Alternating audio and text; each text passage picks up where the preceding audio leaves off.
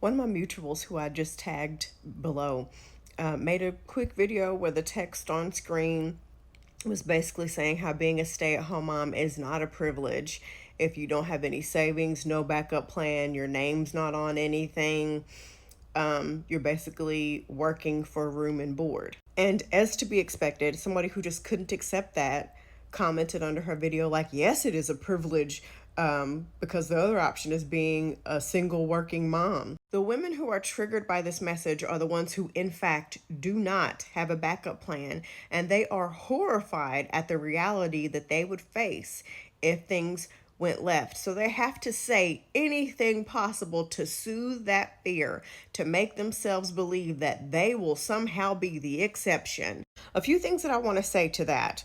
Number one, women who have some way somehow become single mothers, a majority of them have reported that they actually do less work than when they were married or living with their male partner. The next thing is, just because you are married or living with your partner doesn't mean they're helping you do anything.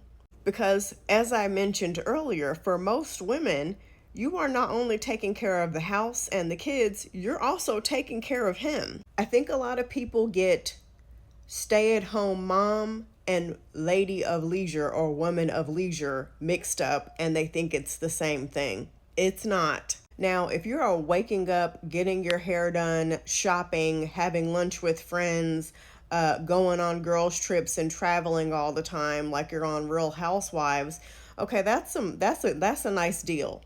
And even then, if you're 100% financially dependent on a man, all that stuff could be taken away as well. But the other one, you are taking on a job for little to no money. You are taking on a job that not a job, let me correct myself, several jobs that people normally get paid for. You are not getting paid for those jobs.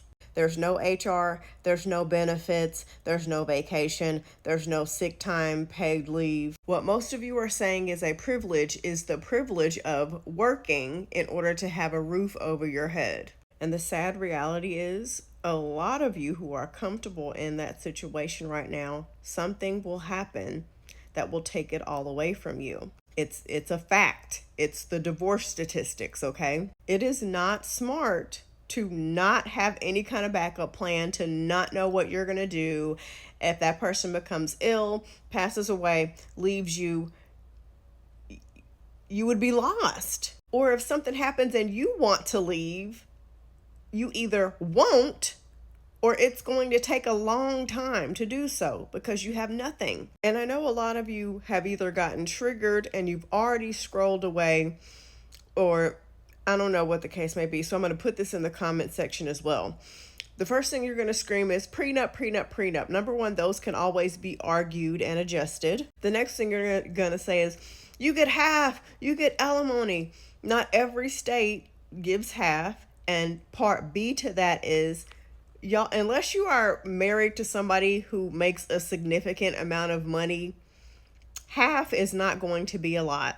And once you get done paying lawyers and all those other expenses, it's practically going to be nothing. And as far as alimony goes, it's very hard to get that. It's not just granted in every single divorce case. And child support, just because it's ordered, and I'm saying this from personal experience, doesn't mean they're going to pay it. I've heard stories of some quote unquote once amazing, hardworking men who got themselves fired, quit their jobs, figured out some scam to get on disability, who left the state, and who even left the country to avoid paying that. You guys are dislocating your shoulder to reach when all you got to do is look out for yourself and make a backup plan.